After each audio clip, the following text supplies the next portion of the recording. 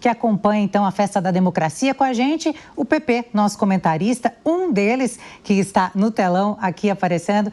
PP, já começo perguntando para você, né? Esse ano, 2024, mostrou um número de reeleição enorme. Eu gostaria de saber a sua opinião em relação a isso. Ou seja, esses prefeitos fizeram um bom trabalho? O governador ali de cada estado também foi um fator significante para esse número, né? Que foi aí, digamos assim, excepcional diante de outras eleições.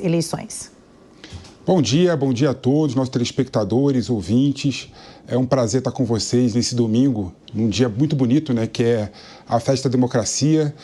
É verdade, né? Quando você pega, por exemplo, a quantidade de prefeitos disputando o segundo turno e a quantidade de prefeitos já reeleitos, né? Mostra claramente que essa eleição é as eleições da reeleição.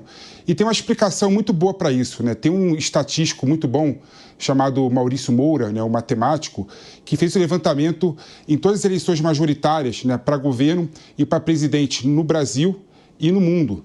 E ele chegou à seguinte conclusão: quando o governador ou o candidato a presidente tem mais de 50% de aprovação, ele tem uma tendência de 84% de chances de ser reeleito. Tudo bem que ele não fez essa pesquisa nas prefeituras, mas daria para a gente usar a mesma métrica da pesquisa dele em relação às prefeituras do Brasil todo. Então, prefeito com alto índice de aprovação, acima de 50%, tem 84% de chances de ser reeleito. E a gente viu, né, que os prefeitos de São Paulo, das capitais, né, e das grandes cidades que têm segundo turno, são prefeitos bem avaliados.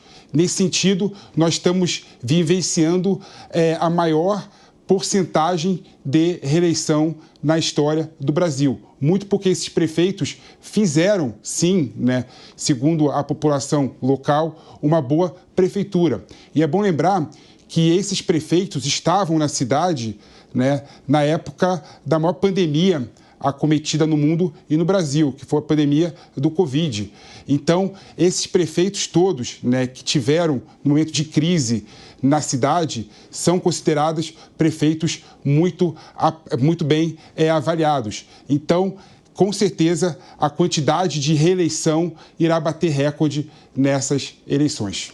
E quem está aqui com a gente também, né, Caniato? É o Segré. Segré, muito bom dia, seja bem-vindo a este momento tão importante. Muitas informações aí ao longo do dia, até meia-noite, muita informação mesmo para você ficar bem ligado no que está acontecendo nas eleições no Brasil inteiro. Segré, eu te pergunto, esse alto índice também tem a ver com o aumento das emendas parlamentares? Isso pode ter influenciado as reeleições? Sem dúvida nenhuma. Bom dia a você, a Daniel, a nossa querida audiência, num domingo maravilhoso, com muita expectativa e uma festa democrática. 51 cidades tentando resolver quem será o gestor nos próximos 4 anos. Mas, Elisângela, eu acredito que sim. As emendas, para mim, têm um peso importantíssimo, sobretudo nas reeleições em que observamos 98% das cidades que receberam emendas conseguiram a reeleição. O que prova que, de alguma maneira, isso poderia ser considerado uma ajudinha extra, porque aquela pessoa que, de repente, não está ainda no páreo, ele está tentando ingressar na política através de uma candidatura, por exemplo, numa prefeitura, não vai ter a possibilidade de disputar em igualdade de condições. Então, as emendas, nesse caso, estariam favorecendo a um dos candidatos. Não interessa a ideologia, não estou falando de ideologia, estou falando apenas de uma retribuição econômica para uma cidade em que essa retribuição certamente pode modificar o resultado eleitoral. Mais algum assunto para que o Tribunal Superior Eleitoral, daqui para frente, possa melhorar o sistema eleitoral. É isso, muita análise nessa cobertura especial. Felipe Monteiro e Gustavo Segré. Agora, PP, claro que a gente pôde acompanhar, principalmente nos debates e nas reflexões sobre o primeiro turno, muitos analistas apontavam que seria uma eleição nacionalizada, principalmente em algumas capitais. Agora que a gente está nesse pleito de segundo turno, 51 cidades disputam essas eleições em segundo turno. Qual é o tipo de análise que você precisa fazer sobre aquela projeção de que seria uma eleição municipal muito nacionalizada? Deixou a desejar aquilo que muitos apontavam?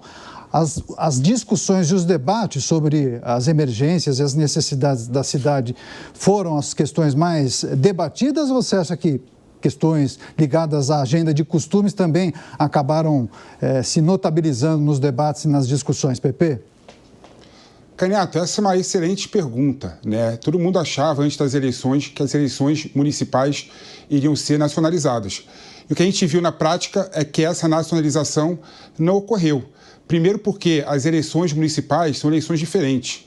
As pessoas da cidade estão muito mais preocupadas se vão andar com o ônibus lotado, se a espera pelo ônibus vai demorar muito, se vai ter vaga na creche para o seu filho, se vai ter filas intermináveis para exame de saúde.